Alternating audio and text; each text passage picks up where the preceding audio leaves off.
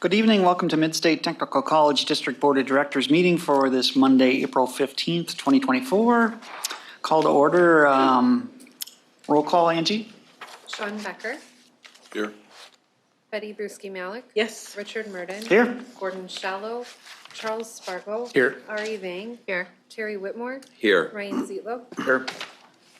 Open meeting certification. This April 15th, 2024 meeting of the Midstate Technical District College Board of Directors and all other meetings of the board and or its committees is open to the public in compliance with state statutes.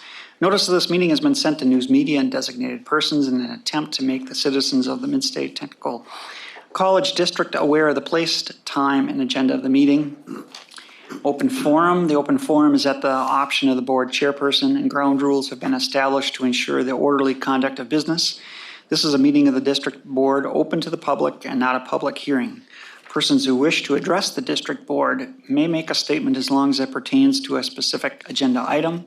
Individuals should not expect to engage in discussion with the members of the district board. The district board chairperson may or may not respond to statements made. Anybody here? No public.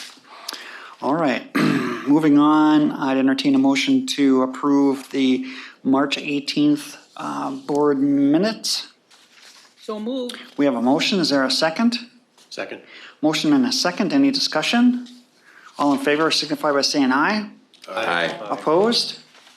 Moving on to the consent agenda, we have the payment of bills and payroll, contracted service agreements, and procurement of goods and services, the list of hires and resignations. I'd entertain a motion to approve. So moved. We have a motion. Is there a second? Second. Motion and a second. Roll call, Angie. Betty Brusky-Malik. Yes. Charles Spargo. Yes. Ari Vang. Yes. Terry Whitmore. Yes. Ryan Zietlow. Yes. Sean Becker. Yes. Richard Murden. Yes. Moving on to the chairperson's report. Thank you for joining this evening. Gordy's been asked to be excused. Sean is here. Sean, you want to tell us a little bit more about yourself? I know you were talking to Ryan about. Yeah, Sean Becker, pleasure to be here to get the opportunity to serve on the board and got an opportunity to meet most everybody when you came in. I'm looking forward to being part of the team. All right, we're glad to have you. What do you do for work? You guess first. But the vest and the gun is a hint. You know? I call that a clue. Yeah, clue. I love I work at the Wood County Sheriff's Department. I've been the sheriff for just over 5 years. Let's see. Spring Boards Association meeting was that March 22nd and 23rd in Rhinelander. Betty attended. Betty, would you like to comment on the meeting? It was a nice location. Nicolay is a very nice college. The in-service was on mental health, Okay. and it was good. I mean, you learn a lot from the in-service. There were a number of reports, and of course, it was Morna's last quarterly meeting. Okay. She said, well, she could probably be, yes, it is her last, unless she's there, and she might be retired by the time our fall meeting starts. So it was good. And then the afternoon was spent with Diane Lazar, who introduced us to the proposed DBA handbook and orientation for new trustees. She did a tremendous amount of work on that. And I gave Angie the disk drive that she gave every college. So it just oodles of work that she's gone through. So it's a sampling, and we can take parts of it. Midstate did supply materials, so it's a collaboration of a number of colleges' handbooks that she took out of everybody's, and she made it up. And I think DBA will use some of that for orientation for new trustees. It was great. It was a good weekend. Did DBA adopt it as the handbook, or No, is it still oh no, it's still it's just in process? process, so. And the next meeting will be the first time organized by the new coordinator or whatever that services. You mean The fall meeting, right? well, I don't think Morna will be replaced by then yet. No, I mean, the organizational body, well, I forget the name of it, that, The DBA you're yeah, the talking DBA. about? You're talking Yes. about the new committee as far as officers, Rick? Is that what you mean? No, I'm talking about the group that organizes the sessions. Well, I think it's, the agenda's been set, what we will do in Appleton. I don't know how our July meeting will go when we commit to new committee assignments. So we're just gonna go wait till fall for our next meeting, unless the Board of Directors meets in July, but hard to say. We're in flux right now, Okay, so more to come. okay. We have set a board advance date, that's May 17th, Friday, May 17th, at the Wisconsin Rapids campus from 10 to 3. If you have any suggestions for topics, please share them with Shelley or Angie. The ACCT Leadership Congress this year is October 23rd through the 26th in Seattle. Anyone interested should contact Angie to make proper arrangements. Our next board meeting will be Monday, May 20th. We'll be back here, Terry, at Wisconsin Rapids. And the committee of the whole will begin at 5 o'clock, just like today. And that takes us to Shelley, President's Report. I'm sorry. Yep. When will we know the ACCT Leadership Congress agenda? What's Oh, boy. included in there Yeah. in order to determine whether, because I put maybe on there and I think somebody else did too. Okay. But Boy. when will that be available to know what? Right now, they do not have an agenda out there, I don't believe, Angie, as far as full detail. But typically, or is it out there? You do know? So No. what they're doing right now is they put a call out for proposals Yes. for the presentation, so Yes. nothing has been set for the agenda. I was just quickly looking, the theme this year is Community Colleges Catalyst, Cultivating Skills for the Future. There's no framework around what that Okay. means yet. Okay, The ACCT website is updated along the way, as they get their agenda and their speaker set. So I will just periodically check that and I can let you know, Chuck, when I Okay. see some information. and when would you need to know to make arrangements for us? I don't have a date yet. Okay. The earlier the better, always, but there are lots of factors, so we can Okay. hold off for a bit, yeah. Okay, And is there anything that the college would like to present? You know, we looked at that. Right now that we're in that proposal timeframe, so we will look. You know, going out to Seattle definitely costs money as well. In the last couple of years, we've been presenting. So we kind of look at that as well. So I don't know right now if we actually are going to be putting a proposal or not. But we've been out there. If you might remember our fire collaboration, we also, I think the year before, it was with our Meta. So this may be a year, and usually if you do present back-to-back, you don't get selected always, you know, unless, again, nobody else selects, you know, puts in a proposal. So I think just from a financial resource standpoint, we will always send, you know, one or two people, but when you do presenting, you're sending a little bit more than that. So I don't know if we will this year, Rick, to be honest with you. I know a lot of colleges, just from a financial standpoint, they're really starting to look at, you know, maybe in every other year. And you may remember, we kind of talked about that a little bit. You know, that is really a conference for yourself, and we want to support that. But there's also some other conferences from a professional development for the staff, like Achieving the Dream or League of Innovations. And so we're trying to figure that out, trying to alternate as best we can. So I would say that don't count that we would be submitting something Okay. at this time. And I think it's always good practice, you know, going to Chuck, what you said, like 3 months before, you know, just from an airfare and all of that. So I think we'll just keep watching the agenda, and I think proposals have to be in by June. Okay. So I would think they would set the agenda a little bit after that, but. Okay. All right, President's Report. Okay, so campus activities, community involvement. I do have a few items to mention, quite a few actually. Just on behalf of the college, we also want to welcome Sheriff Sean Becker. You've been a great partner to Midstate for many years, so just to be able to now have you on the board to help guide us, we're very honored. So, you. I thank you. appreciate hearing that. Thank you.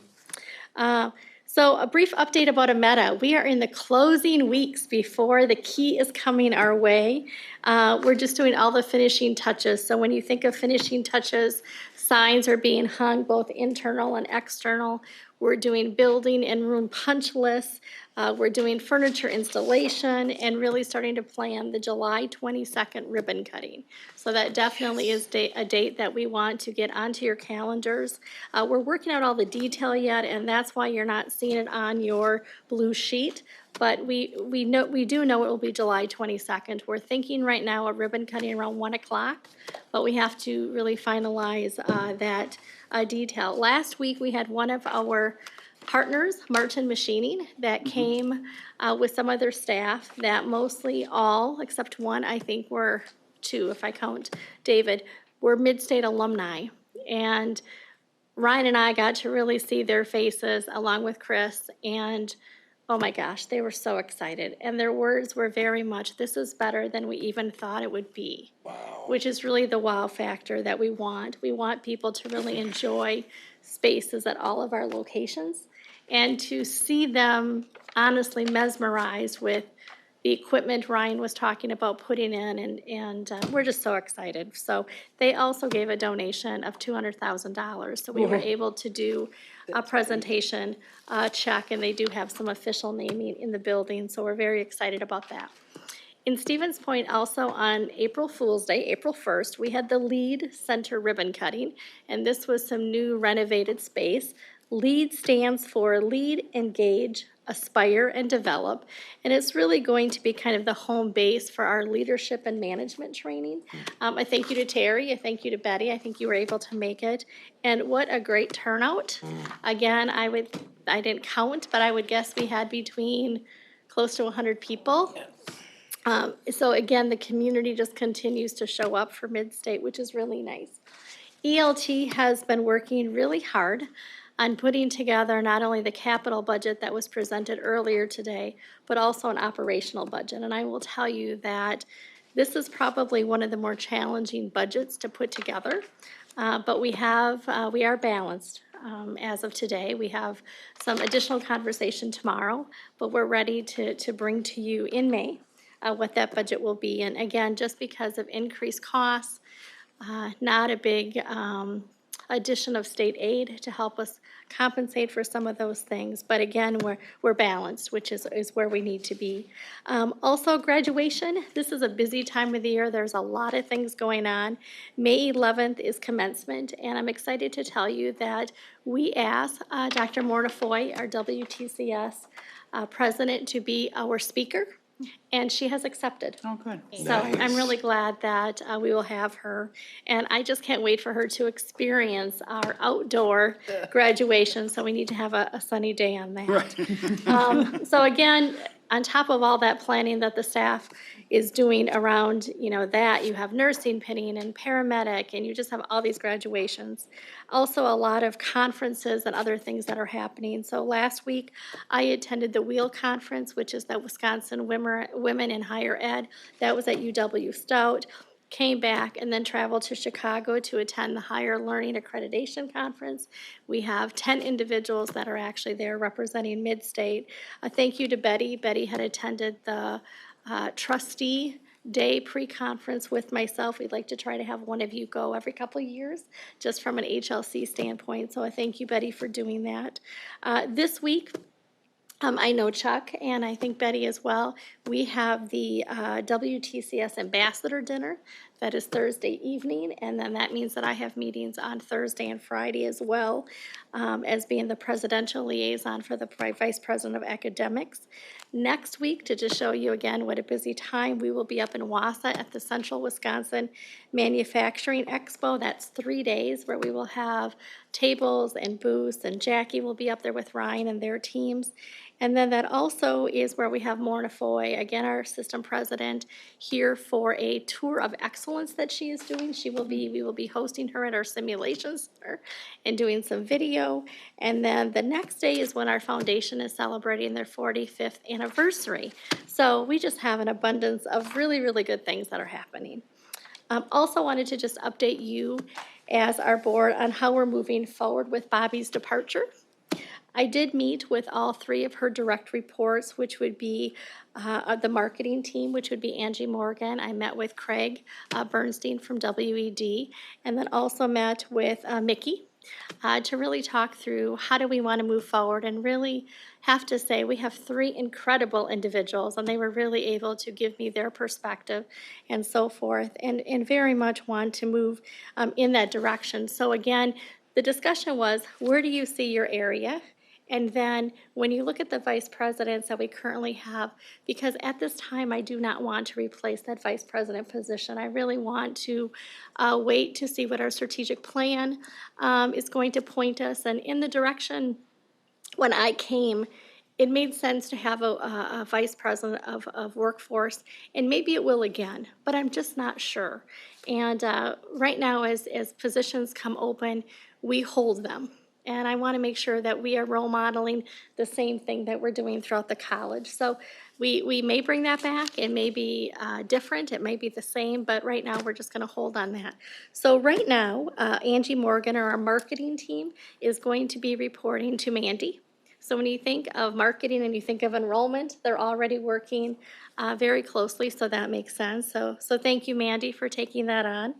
The WE team, Craig Bernstein, I can't wait for you to spend more time with Craig. He was at the committee today, and you're going to see what an absolute fabulous guy he is, and with his leadership. And we want to make sure that we continue to grow that synergy with academics. So he is going to be reporting to Chris. So thank you, Chris, for taking that on. And then our grants team, which, as you know, has been so successful in so many ways, working with everybody at the college. Half of Mickey already, you have a half, Mickey. You already report to Karen with the foundation. So Karen and Mickey both really believe that Karen's the person to support the grants as well.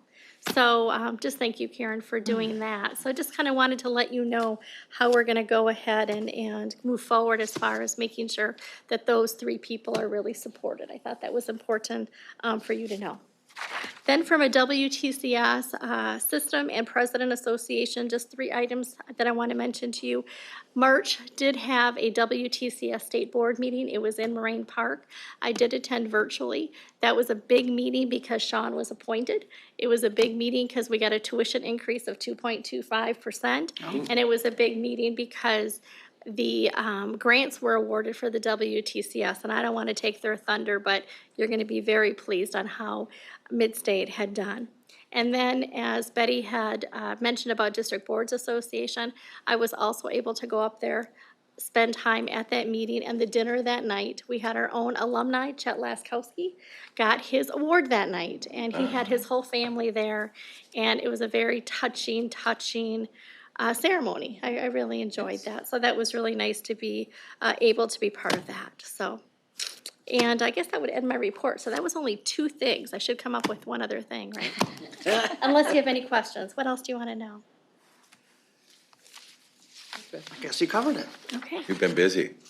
This You is didn't a have bit- time to think of a third thing. This is an extremely busy time if you're in education, from capital budget, operational budget, but then all the celebration for the students. So April and May are very busy months, but it's also the months that we smile a lot because we get to see it all. We get to see the students, so yeah. Okay, that takes us to the committee reports, finance and infrastructure. I will be handling the responsibilities for Gordon, who must be very busy with such a beautiful day. With people coming in for plants and trees and whatnot, so he was unable to make it today. We reviewed the consent information earlier, and no questions were brought forward. We have budget notifications, which are on page 28 of the board book. It's probably the lightest budget notifications I've seen in years, just two items totaling $14,000 in expenses and revenues, so net zero in terms of fund balance. Moving on to the next page, page 29, budgeted revenues, expenditures, and changes in fund equity portrays the current budget with those two items having been modified. And we've got an item later in the, in this section to talk about the accumulation of the budget notifications over the year. That'll be a separate item later. Page 30 shows the accrued revenues, expenditures, and changes in fund equity. This portrays the interim changes in fund equity and the expenses, revenues on all different funds. For the 9 months ending March 31st, with 3/4 of the way through, general fund accrued revenues exceeded accrued expenses by $7,649,000, reflecting differences due to timing of revenue inflows and expenditure outflows.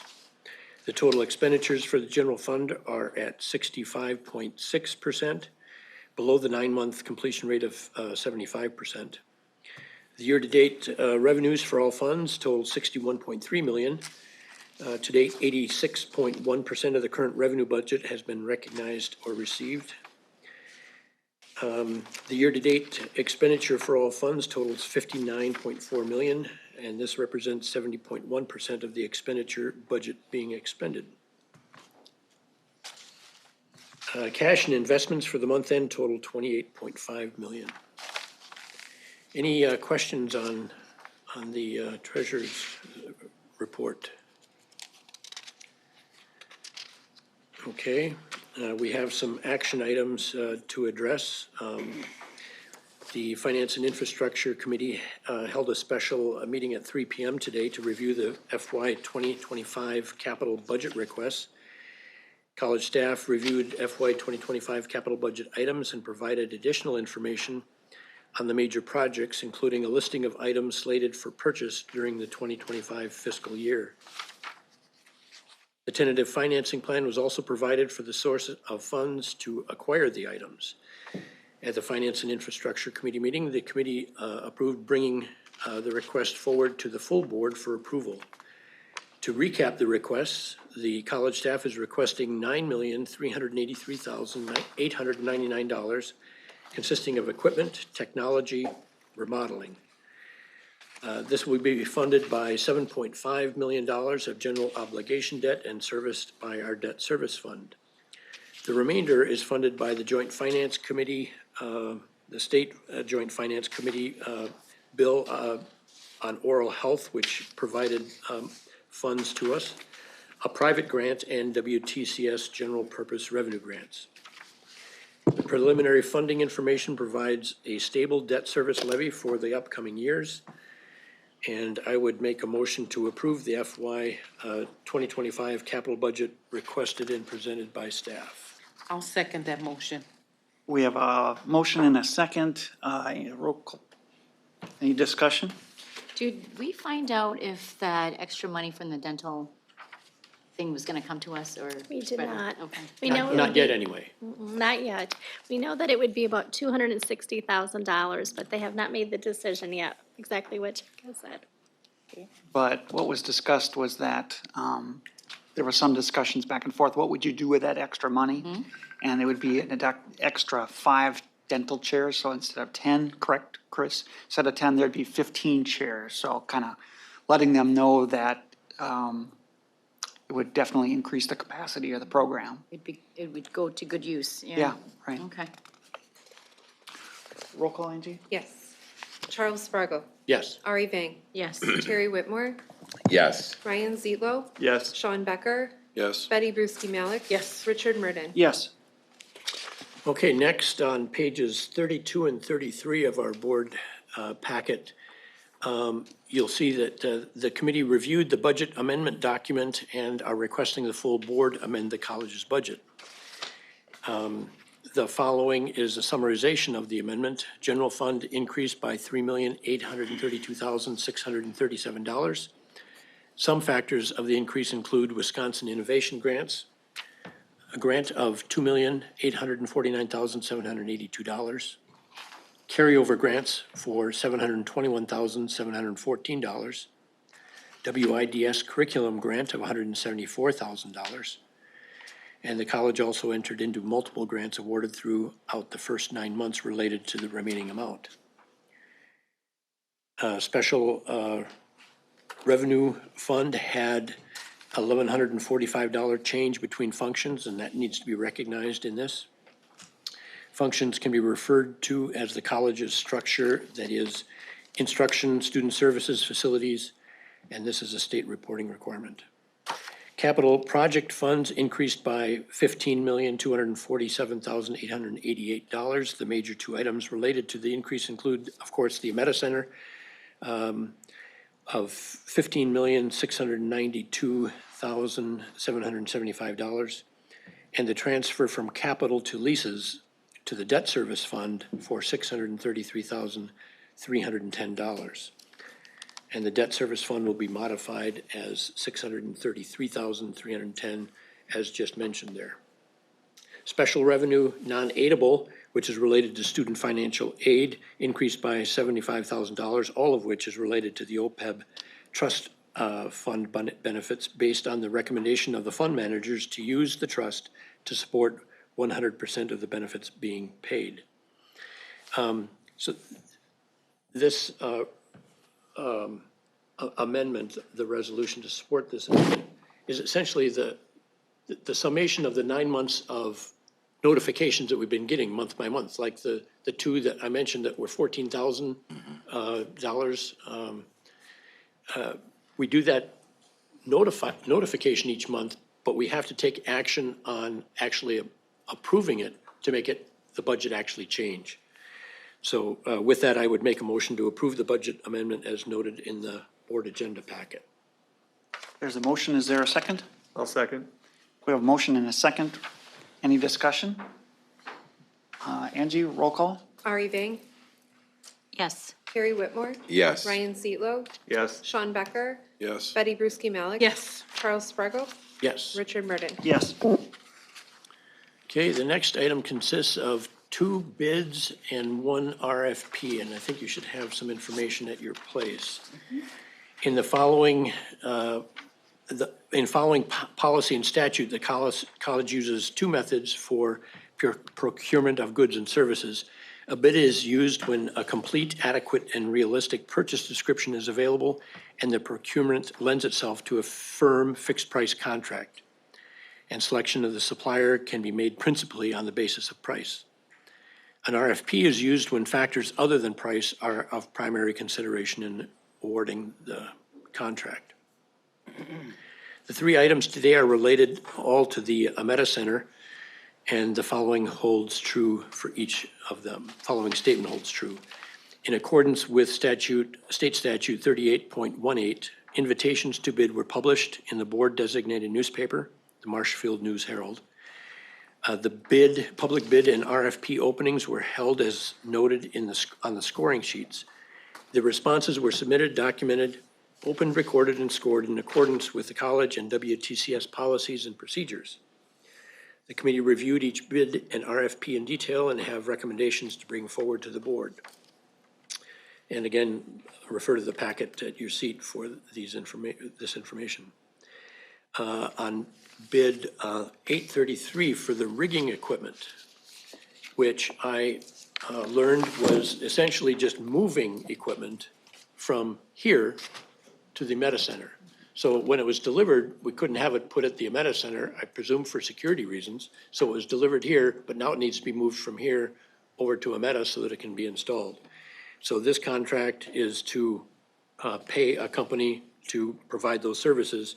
And Ryan Koski indicated that we're getting a pretty good deal because you pay for someone to show up and do the work. If it was just moving one piece of equipment, you'd pay the mobilization fee of $5,000 or whatever, and they'd move the equipment.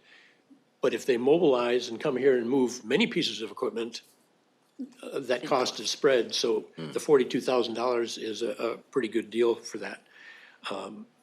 So I recommend bid 833 for equipment rigging, moving equipment, be awarded to IPC Inc. in the amount of $42,260. This bid was for moving some of the large equipment from our campus to the Ameta Center. That's a motion. I'll second. We have a motion and a second. Any discussion? Chuck, did you say that they were the only ones that submitted a proposal or a bid? Yeah. Okay. And they're not local either. They're somewhere down by Milwaukee. yeah. Okay. So, Roll call, Angie? Terry Whitmore, Yes. Ryan Zietlow, Yes. Sean Becker, Yes. Betty Bruschi Malik, Yes. Charles Spargo, yes. Ari Vang, Yes. Richard Murden. Yes. Okay, and the next is, I recommend the bid number 834 for fiber laser welders be awarded to First Technologies in the amount of $60,000. And you can see on here that there were two bidders. First Technologies has the lowest qualified bid. Another one was lower, but it wasn't within specifications. So I would recommend, I would make a motion that the bid be awarded to First Technologies Incorporated. And Ryan noted that the cost is much lower than we anticipated. I don't remember, was this like? Sorry? 150,000 budget. Yeah, so 60,000 as opposed to the 150,000, so tremendous improvement over what we expected. So I make that as a motion. Second. So I have a motion and a second. Any discussion? So Ryan, was any part of that like a in-kind donation or? Not in kind, just what we found as far as a vendor with a product we put out and wrote spec for, so. Okay. Based on the comparison to other products that I had built budgetary proposal or received budgetary proposals on. Current vendor and it's qualified equipment, so. Good. Okay. Keep up the good work. Roll call, Angie? Ryan Zietlow, Yes. Sean Becker, Yes. Betty Bruschi Malik, Yes. Charles Spargo, Yes. Ari Vang, Yes. Terry Whitmore, Yes. Richard Murden. Yes. And finally, I recommend that RFP 835 for an automated system trainer be awarded to First Technologies in the amount of $599,102, being the highest scored respondent in the RFP. And I'd have to say, Ryan did continue the good work because this was budgeted at $750,000 and came in at just under $600,000. And how many bids did they have on it? Just one. Just one? Okay. What is this system? What does it do? Yeah. So it's an automated factory, so it's 8 training carts, each focused on a specific learning task. The carts are actually linkable, so it's like a conveyor system. So it makes a widget, it's really good. You place an order for a certain material, a base material, a certain size bearing, a certain type of screw and a cap, and the machine, based on your order, fully automated, creates this part. And then at the end, it goes to like logistics and shipping. So this was an order for customer 1, it drops in the customer 1 box, this is an order for customer 2. Sizes and starts. So this is Industry 4.0 in action. It's a machine that can make its own decisions. Okay. Wow.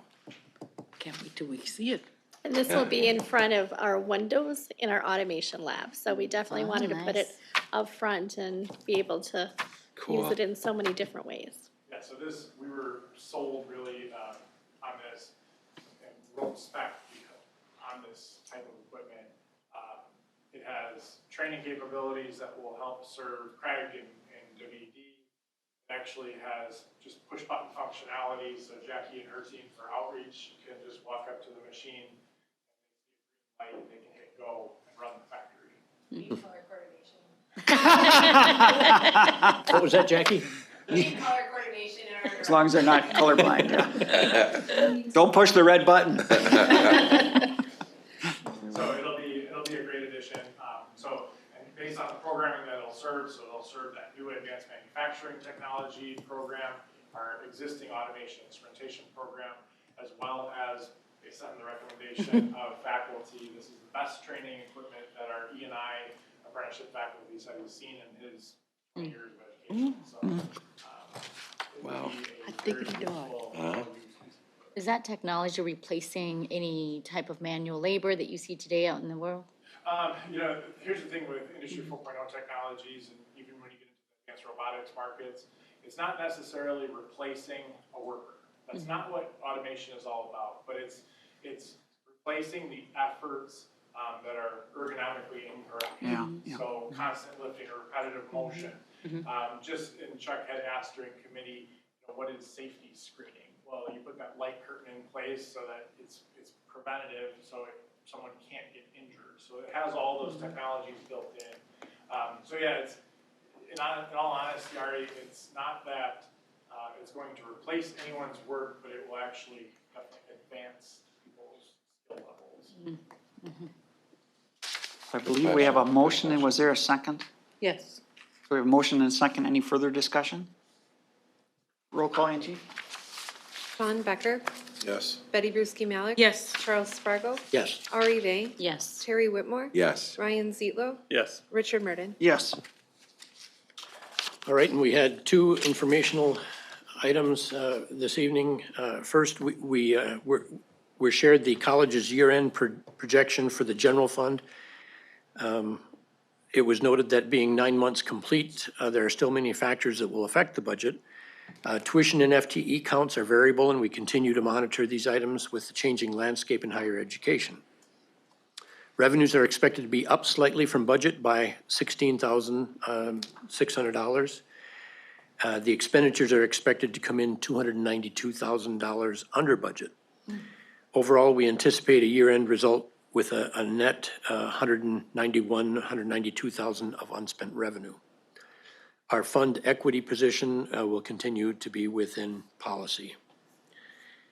And finally, the college's executive leadership team and finance personnel will present the details of the administration's FY25 budget proposal. The operational budget proposal, and I presume wrapping capital in. This special budget meeting will be held on Wednesday, May 8th at 4 p.m. Budget materials will be distributed prior to the May special meeting. All members of the board are invited. This budget will then be presented to the full board during its regularly scheduled May meeting. A public hearing will be held prior to the regularly scheduled board meeting in June, followed by a request for the board to approve that. Did you give a time? I 4 think at 4 p.m. on the 8th. Okay. I don't know that we've chosen a room yet, but I'm sure that will be coming out. That concludes Finance and Infrastructure Committee report. Oh, thank you. Moving on to Academic and Student Services Committee. Okay, thank you. We do not have any consent agenda items tonight. We do have some informational items, and I tried to break this down a little bit to be shorter, but unfortunately, there's a lot of good stuff in here, so Okay.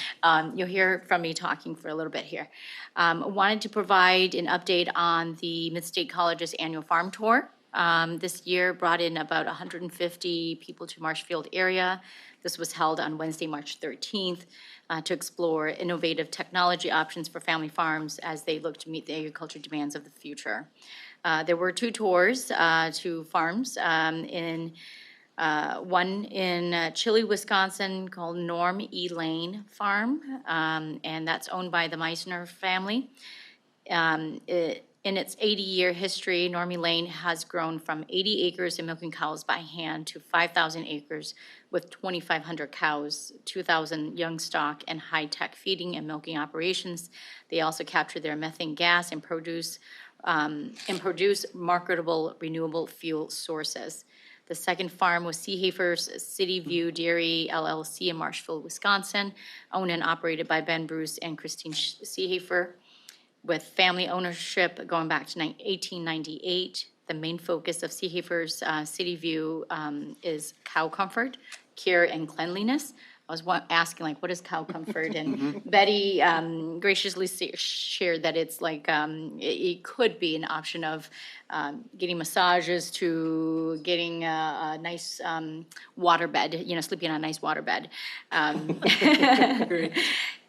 But on cow comfort, I grew up on a dairy farm. We didn't milk by hand, we had milk machines, but going through, I don't remember if it was Seehafer or not, but going through with all the cows there, and I'm like, there's no mooing, you know. In our barn, you know, they're all mooing. It says, well, they're content. Content cows don't moo, you know. And it was like a revelation, I you didn't know. know that. Yeah, content cows don't moo. I thought moo was a form of communication. Yeah, I guess I'm you're hungry. right. Yeah. I've got an itch, whatever. If there's a lot of mooing, there's a They're disgruntled, discontent, yes. a disgruntled Cow. cow force. So they have been able to increase 270 milking cows with a goal to get to 300 plus while focusing on the comfort of the cow. I don't know if Becky, if you want, Betty, if you want to share anything No, else it's beyond good. this? You're good. Okay. Betty, I don't know why I keep calling you Betty. Betty did go on the tour with this with this feature that they did. So For the day. yeah, for the day. And next year, let's plan on everybody going. Yeah, It's an Yeah. enjoyable day. we may need lunch. comfort. So Yes. the farm tour also featured a lunch presentation from the 76th Alice in Dairyland, Ashley Hagenell, I think, as Wisconsin's agriculture ambassador. Hagenell's talk highlighted the importance of the state's diverse agriculture industry, including its $104.8 billion economic impact on the state's economy. In addition, want to highlight the FFA Career Development Events Competition, CDE. Kind of mentioned this, I think, at their last board meeting about the FFA coming to Marshfield with 750 students, but they couldn't hold it over there, so we moved it to the Rapids campus. But 750 students from across Wisconsin, Minnesota attended, middle and high school students these are. The competition covered a range of contests, including forestry, floriculture, dairy, cattle, livestock judging, vet science, and more. Top ranking teams will qualify for the state FFA competition later this spring. There were some pictures of the farm tour and the FFA that we received. I can pass this around so you can see it. I don't think it was in any of your packets. But yes, it looks fun. Lastly, WTS National Agriculture Day 2025, Midstate has been selected to host that. Wisconsin Agriculture and Associate Industries provide 435,000 jobs, or 11.8% of the state's employment, and contributes to $104 billion annually to the state's economy. This event highlights the growing demands of this important Wisconsin sector on behalf of WTCS, and Midstate is excited to be selected for this event, and planning is already underway. Cool. Yeah. One college gets selected every year, so we're really honored to be asked. And it's been a while, I think, yeah, since We don't know when the last time Midstate hosted it, did they? You know, I think when I first came here, Betty, I think we did. I'd have to look back, but I think we may have. Angie's shaking her head, so we did. Yeah. I think so. I think it might have been the second year that I was here. So it probably was like 18 or 19. But still, for it to come back, that would make sense, because not every school has an agricultural program, and depending on what is being done. So I think there's a few different things we can highlight. Definitely the farm tours. We've talked about the automation, because agricultural industry is definitely using that as well. So the team just has to kind of decide on where they want to send everybody, so. With automation on the farm tour and stuff, did they talk about their employment difficulties and then immigration issues? Okay. Yes. Sure. And they're gonna let you milk a cow. Oh, really? Nice. I better go. I don't want a disgruntled one. I want a happy one. So, and there's plans to include or incorporate the farm tour into the National Agriculture Day, so it's all in 1 week. That'll be fun. Thank you, that ends my report. Okay, on to the Human Resources External Relations Committee. We had a consensus on all subjects, Terry, so That was nice. be happy with that. We didn't have any consent agenda items, but we had two informational items. One was about where the anthology program is right now, still at the 50-yard line, focusing in on the HR area. Human Resources plans to go live in the fall. And they're going to have some direction, some connectivity between human resources and payroll. They've been having a lot of meetings, 2 days a week right now, and starting in May, they're going to move to 4 days a week of meetings. So a lot of necessary involvement in terms of the design of the anthology. So making good progress. I had a schedule, and Karen said they made so much progress today that the next meeting they didn't have to have this week, so that's good news. Then on to external relations. Craig provided an overview of the WED, or Workforce Economic Development structure. As Shelley mentioned, he's now reporting to Chris. Consultants in Wisconsin Rapids, Adams area is Brenda, and in Marshfield is Sierra. And the full-time corporate trainer housed on the Stephen Point campus is Ted. I don't know if have we met Ted? Ted Melby. Yep, he got introduced kind of to everybody at the Lead Center. Okay. But yes, Okay. we're very excited to have Ted.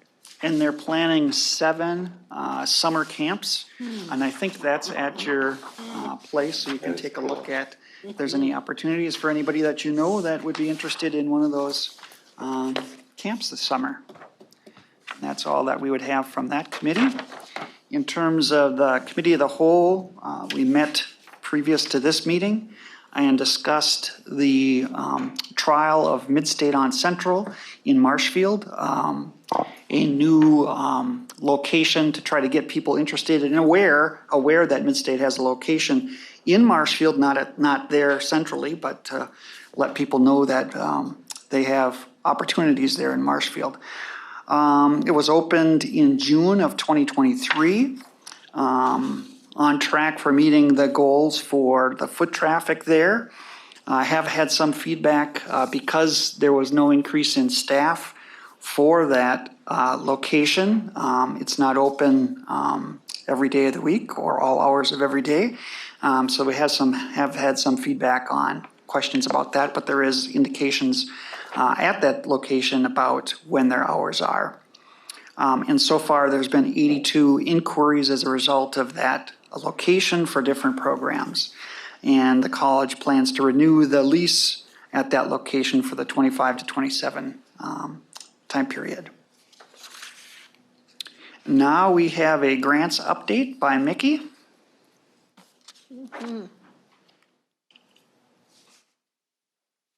Sans Nikki. So Vicky's not part of, that's half. Oh, that's right, yeah, okay, they're not, I'm thinking foundation, right, yeah, okay. Yeah, This is the other half, all right. The other half. I get to talk The about the other half. non-Nikki half. Yeah, the non-Nikki half. Okay, This all one's right. the Kathy and Sarah half. Who's on first?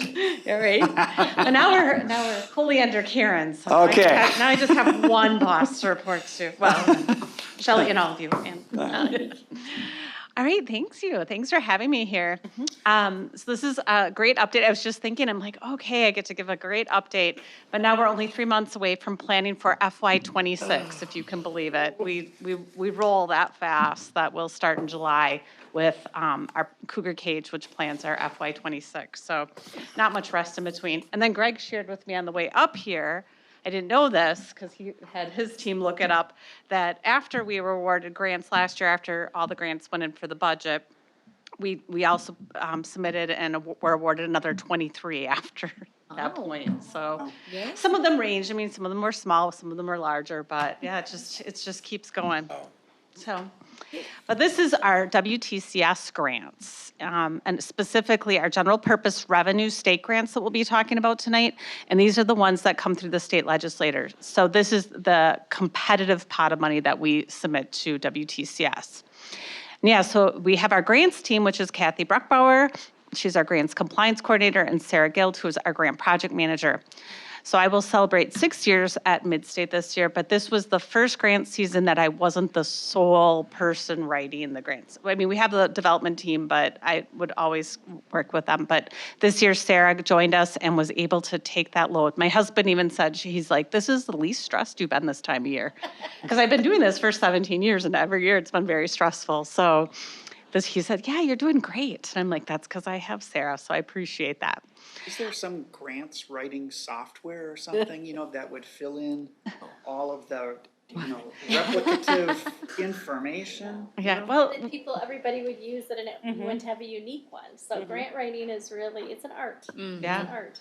ChatGPT, that's a lot of conversation in my world around whether it's ethical or not to use it, so, For the grant application? for grant applications.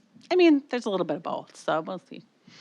And then, of course, we don't do this in a silo, so we have Paula Berger from our finance team, keeps our budgets on, makes sure they're straight, keeps track of everything for us. And then we also get support from the executive leadership, also our academics leadership team, our student services leadership team, our faculty, and our service teams. All of these people join our development teams, provide content, share ideas. I'll tell you, it's a wonderful experience here.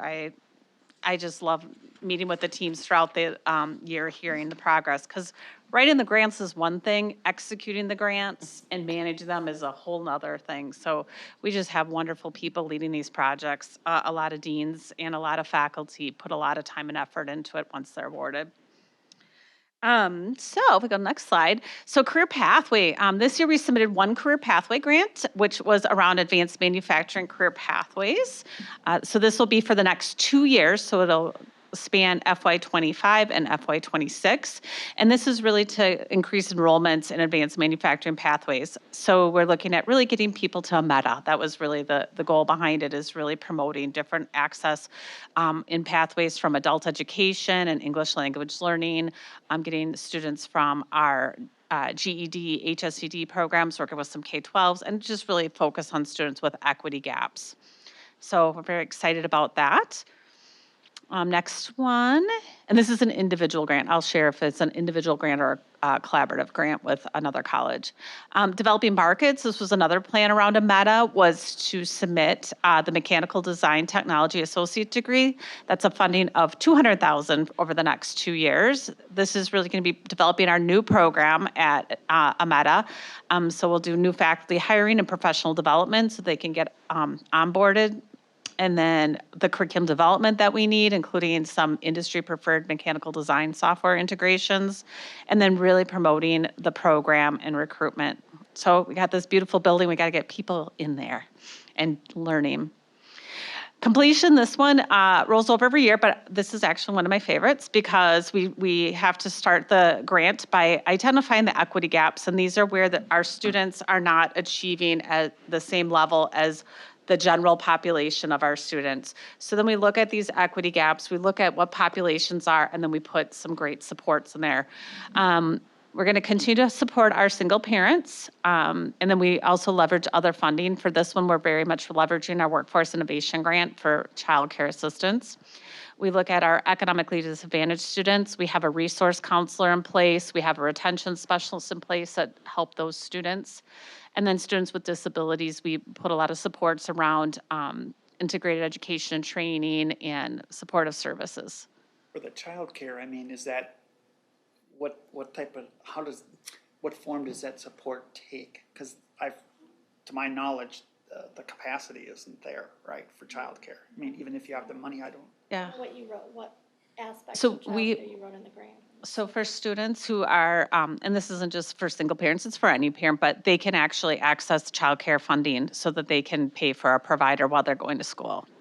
So it kind of helps with, it's more, a little bit more on the economically disadvantaged, but for a lot of students, if they don't have access to childcare assistance, they just wouldn't be able to be in school.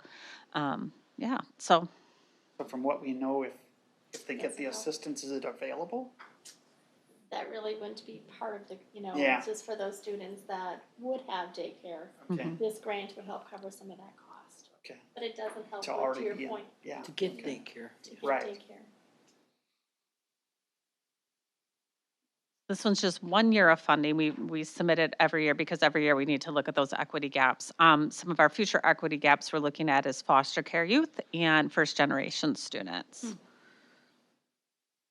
Okay, core. Sorry, yeah. back on disabilities, what is the predominant disability that we deal with? I don't usually, we pull it down by like a total student population, but I would say, I wouldn't know for sure off the hand, because there's just a big list of different things, and I would have to kind of pull the equity gaps. I would say most people would probably say, there may be some learning disabilities and probably some mental health. Okay. And we, Yeah, there we go. we have like hearing group listening to our counselors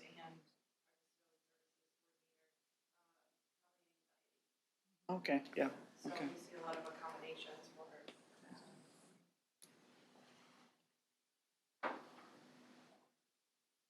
Okay, core industry. We did 2 core industry. These are single, so we're the only ones involved in this. It's just a single one per mid-state. We did a human resources program expansion. So we did a funding of $150,000 over the next 2 years. The human resources field is blowing up. And so we have a lot of people interested in it. So we're going to kind of use this to kind of test the market and look at building a full associate degree. The human resources program right now is a technical diploma, and they're looking at, okay, we would use this to develop some additional curriculum. We don't need to do much to get the curriculum written, and then kind of go, okay, this could be something we'd potentially move forward. We didn't say we were going to do it as part of this grant, but it's something that's being explored. You define blowing up? It was expanding, sorry. Yeah, like in a good way. I'm just, like, the enrollments are going crazy. Watch what I'm saying. Well, no, yeah, I don't know if blowing up means 2 more or. Oh, no, 5 it's more, up to or- over, I think, 216 enrollments in that human. And okay. it had really started, just the interest is really going. So is the need there? Oh, no. Yeah, Okay. definitely. So when we write these grants, we have to do kind of a needs assessment, and these are good. They're on our hot jobs list. That definitely, there's opportunities there. Is there a lot of, Ari, is there a lot of retirements happening or something that driving that? Yeah, it could be also, I think a lot of different, from my understanding, a lot of different ways that HR is starting to come about. What I mean by that is, instead of having one centralized HR department, they're splitting themselves up to one specializes in comp, one specializes in benefits, one specializes in just doing your tactical daily things, to being strategic, to what, so you've got those separations, and so then that opens up opportunities for more people to be in your HR department, but be more specialized. Yeah, so we just saw a huge leap in enrollments, and so it's, okay, this is maybe something that we got the students that are interested, and there's the need out there, so. Good to hear.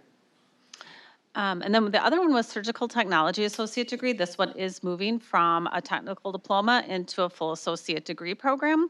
And so we definitely needed resources. There'll need to be a second instructor, and the equipment needs to be upgraded in order to do that. So this one is the one I'm the happiest about. I wrote it a couple years ago when we thought we had to move to the associate degree, and we did it as a consortium. It wasn't funded, so I was kind of nice to dust it off and bring it back out and resubmit it, and then know that they're going to get some upgraded equipment. The surgical suite there really is in need of upgrades, so this is wonderful. And then these are the consortium ones. So with the consortiums, we really have to have great relationships with our sister colleges, and I think we definitely do at Midstate. So we were able to partner with CVTC, so over in Eau Claire, Chippewa Valley Technical College. The great thing is I got to meet the instructor over there in our conversations, and he is a very proud Midstate alumni, which of course, yeah, he is. Wow. So he has a little bit of an investment where he wants to really see our program do well here. And so we'll be purchasing respiratory therapy equipment, upgrading a lot. There'll be some great collaborations. The instructor over there is about ready to retire, so he wants to share a lot of his knowledge with our instructors, and then really look at how do we increase some enrollments. When I did the data pull on this one, especially post-COVID and what we're going to see with long-term effects of COVID, this is going to be a growing need. So it's good to get our equipment upgraded. And then we're also doing one with HVAC, so heating, ventilation, and air conditioning. This is another growing emerging field. We have two looking at working with Western as the lead and Chippewa Valley again. So we get funding for $125,000 over the next 2 years we're going to use it to upgrade some equipment and do some professional development training, do some collaboration between the colleges, look at curriculum review and development, and then they will share ideas among the faculty, especially around emerging trends, and then some professional development. These are great opportunities. The faculty love it because they get to connect with their peers and have conversations, what's working for you. And of course, Western and CVTC are great partners for the college. Is that 125 for each, or is that 125 collectively? It's 125 over 2 years for Midstate. Good. So it was a $500,000 grant total. Very good. Do we have a current degree for HVAC, a 2-year degree? No. So we're focused right now on the installer side. Okay. So this will allow us the ability to as an associate degree. Okay. And then integrated education and training. This is still to be determined, will be announced in May, but we submitted another $200,000 for 1 year of integrated education training at Midstate. What integrated education training is when we take an occupational faculty member and pair them with an academic coach or faculty, like from our academic learning resources department, and they team teach. This has some great outcomes for our students, especially students that weren't necessarily considering going back to school. So we pull these students from our adult education, our English language learning, our GED and HSCD programs. So these are students that we're keeping them on the path. We're kind of getting them finished with their remediation, and then we get them into a program. We're doing one right now for accounting foundations, which is just going incredibly, and it's a career pathway. And so that's why we really focused on doing another one with accounting foundations. The faculty member, the accounting faculty member, and the academic coach have developed this fantastic relationship, and they're doing some great things together. And so we want to keep that going. And then we're looking at the students that we have this year in accounting foundations, having them continue on and finish up on a technical diploma next year. And then the medical coding faculty are very excited to get involved, and they can't wait to get started on this. So they were wonderful partners in development. And then we do collaborations with our community partners. We really surround the students with all kinds of community resources to keep them attending and keep them retained and then graduating. It's a wonderful program. So, okay, next one, Ange. And then these are just our formula funds. These are based on allocations. Our professional growth funding is done by the number of faculty we have and as a formula from the whole state. And our student emergency assistance is for our Pell eligible, based on our Pell eligible number of students. And so that's how we get our formulas for those. Quick question, is that up or down from last year? For this formula? Yeah. This one is up. Yeah, we got a little extra. Okay. I think we were just, I think we went up just a hair on the student emergency assistance, yeah. You just have to do the math there. So Yeah, do the high. calculation. Oh, I didn't see that. Now I got it. Now you know. Do it in order to. Yeah. Explain it.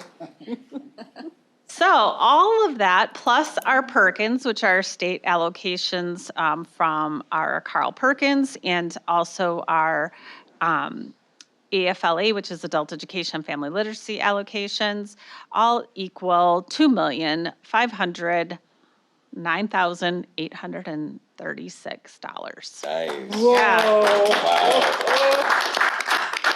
About $100,000 increase from this time last year, and we were 100% funded on all of our everything we asked for, we received. So that's always a good thing too. I always And that gauge does that. not happen. No. Yeah. That just does not happen. Can I say I was at that state meeting when they were announcing or explaining how this was happening, and they kept they went through all the categories, and Mid-State just kept coming up. Mid-State just kept coming up, and I would say we were funded quite high in the amounts too. So there were a lot of higher or bigger colleges that got less than Mid-State got. So you'd have to see the awards, college, all of them together. And I kept listening, and they kept saying Mid-State, and I think I messaged you and I said, it's really good to be here today when they're awarding all these grants, so it was very good. Good job. Well, I'm super competitive. I'm super competitive because it's, yeah, so I look every year and compare how we do against our sister colleges, pull those out, we do the view, and I've been doing that a long time, but this year, we were number 2 in the amount of funding that was awarded, just in the competitive grants, number 2. But then I found out, and I shared it at Compass, and then Amber was sitting next to me, and she leans over, she's like, CBTC didn't apply for, because they were number 1. They didn't apply for the IET grant, and I'm like, okay, I think we might, I have to do the math again, but we might have squeaked out. That's huge. I mean, when you think of your Madisons and your Milwaukees, Yeah. your Green Bays, your Appletons, but the secret sauce is doing it across the college. That's in the Cougar cage, and they're not chasing dollars. Everything that you heard, you probably, if you think back, HR, you did some program approval for that. I mean, Surge, I mean, we're doing the right things. So, but this is, I mean, we're gonna get to a year though, I need to say this, we're not gonna get much. Because we really are getting to a point that they're not gonna keep funding us. I wanna say that, I mean, we're gonna write good grants, Right, but when we always. get 100% funding and they try to do as much as they can maybe with equal, there's gonna be some other colleges that are gonna start complaining, but we're gonna keep hoping. I mean, this is outstanding. I thought last Yeah. year was great, this year's outstanding, and it's Mickey's leadership. So. There's a question. I'm curious, the funding appears to be directed towards developing new programs and providing equipment for it. How much of the funding, if any, goes to personnel? So our Perkins funding is pretty much funds students, a majority, I would say, I don't know how much your budget is, Mandy, but we all that Perkins funding is allocated towards student services. The AFLA is pretty much funds our academic coaching, our academic learning center staffing. So those are very heavy staffing allocations.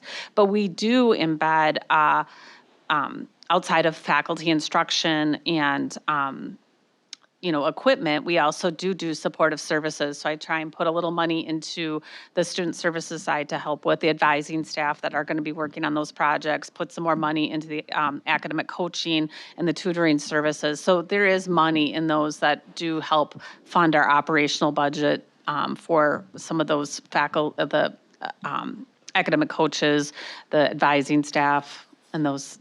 So if we get new programs, the grants won't pay for instructors for that. We would have to find that in our budget elsewhere. Depends. Some grants will cover that For instructor, the and some grant will period. not. Correct. Just And for then, the grant, and then when if they we come want to off. continue it, we'd have to. Yeah, so a okay. great example would be like the mechanical design.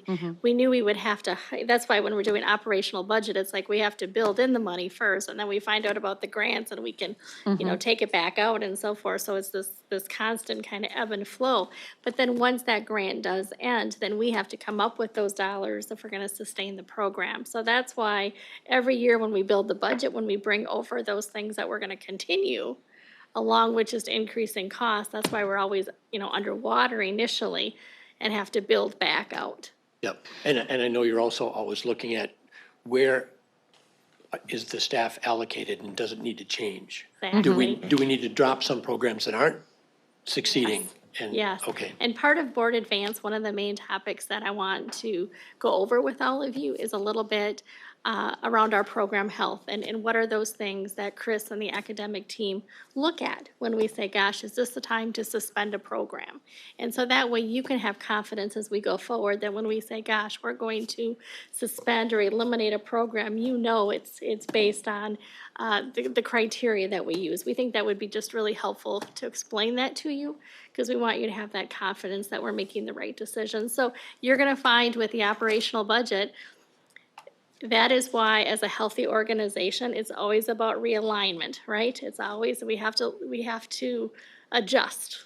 And this year, you've kind of heard me say, we will be adjusting a little bit more to bring efficiency and so forth. But it's been a hard budget. We've had a lot of people coming off of grants and needing to sustain, and so we have to look at open positions and other positions to say, can we do this in a better way? And sometimes that does affect people, so, yes. Thank you, Mickey. Yeah. Thank you. Yes, thank you. Congratulations. Before we adjourn, I just wanted to ask Mandy or Shelley if you, any updates on FAFSA? I mean, yeah, hopefully good. Go ahead, Mandy, I can. No, not great. It's a lot of the same, so we have been receiving some information from the federal government, and there's more updates coming daily. However, there are still a lot of errors coming through in the FAFSAs that were submitted, and they need to be processed for the federal government. I saw some number like 80% of the It's completed terrible. FAFSAs are. It is a complete have mess. So errors. FAFSA, as you know, is the financial aid form, and their intent was to simplify the process. Great intent, will be great eventually. That was a topic at the Higher Learning Commission. A complete mess. I mean, we could really say a complete fail. It could affect enrollments, because right now, students don't know Yeah. what they're going to be getting, and I think it will affect enrollment. If you don't know, they're not going to apply. And And so, particularly summer, yeah. I think could be impacted.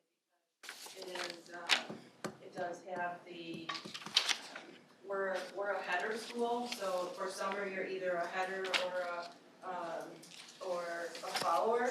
And we start the year with summer, where other colleges end the year with, some other colleges end the year with summer. And because we start,